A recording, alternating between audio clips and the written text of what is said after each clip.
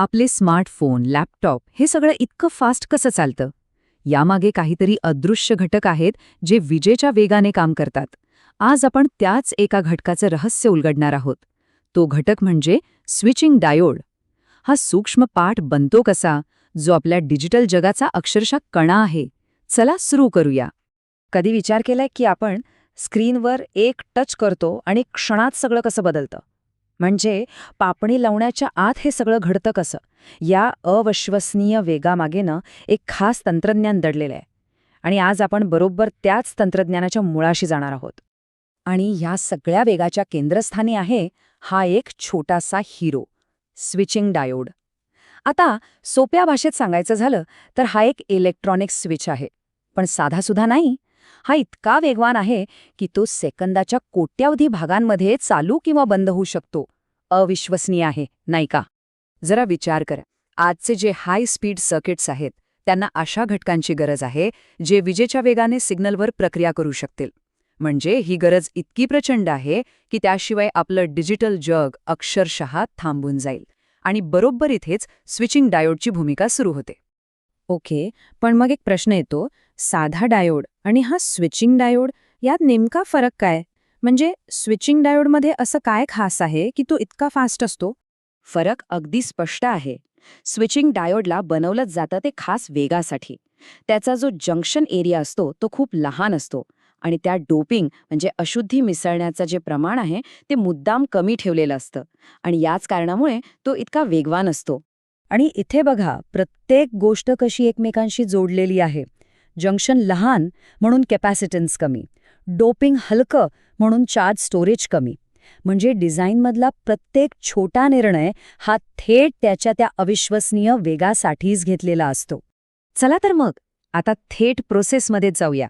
एका साध्या सिलिकॉन वेफरपासून हा हाय स्पीड स्विचिंग डायोड कसा बनतो याचा संपूर्ण प्रवास आपण पाहूया.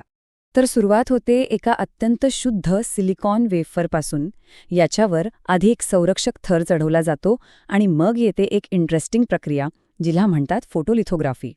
हे अगदी एखाद्या स्टेन्सिल वापरण्यासारखं आहे, ज्याच्या मदतीने डायोडच्या जंक्शनसाठी एक अगदी छोटी आणि अचूक जागा निश्चित केली जाते.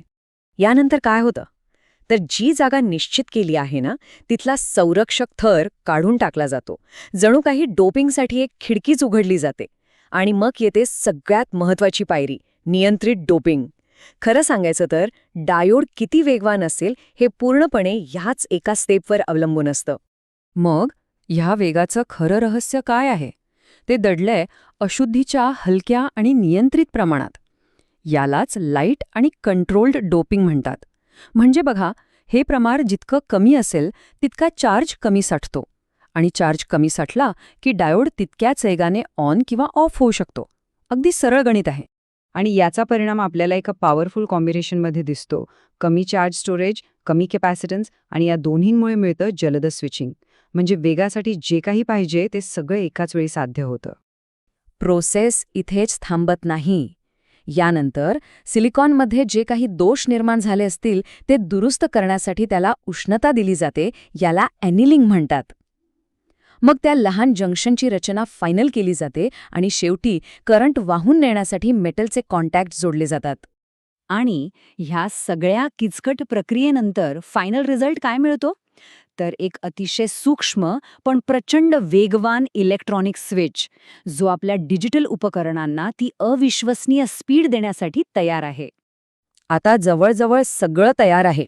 शेवटी ह्या डायोडला बाहेरील वातावरणापासून वाचवण्यासाठी एक संरक्षक थर लावला जातो, ज्याला म्हणतात पॅसिव्हेशन. हे अगदी एका संरक्षक रेनकोटसारखं काम करतं. आणि मग त्या पूर्ण वेफरचे छोटे छोटे तुकडे करून त्यांना एका खास पॅकेजमध्ये बंद केलं जातं, जे पॅकेजसुद्धा वेगासाठीच डिझाईन केलेलं असतं. ओके, तर हा डायोड बनतो कसा हे तर आपण पाहिलं. पण आता प्रश्न हा आहे की हा छोटा पण इतका शक्तिशाली घटक नक्की वापरला कुठे जातो? चला पाहूया. तुम्ही विचारही करू शकणार नाही इतक्या ठिकाणी.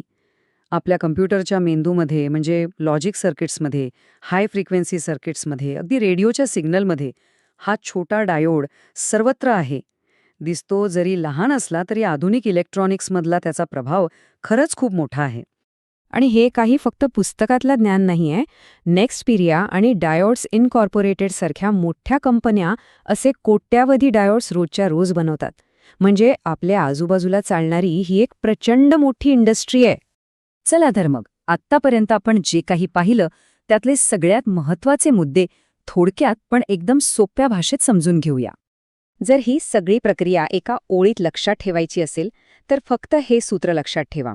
लहान, हलके डोप, वेगवान, मेटल, पॅक. म्हणजे काय? तर लहान जंक्शन, हलकं डोपिंग, त्यामुळे वेगवान स्विचिंग, मग मेटल कॉन्टॅक्ट्स आणि शेवटी लहान पॅकेजिंग.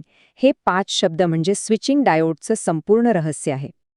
तर मग पुढच्या वेळी जेव्हा एखाद्या डिव्हाइसच्या स्पीडचा अनुभव येईल तेव्हा एक क्षणभर विचार नक्की करा. त्या स्पीडमागे त्या डिव्हाइसच्या आतमध्ये असे लक्षावधी अदृश्य घटक आहेत जे अविश्वसनीय वेगाने काम करत आहेत.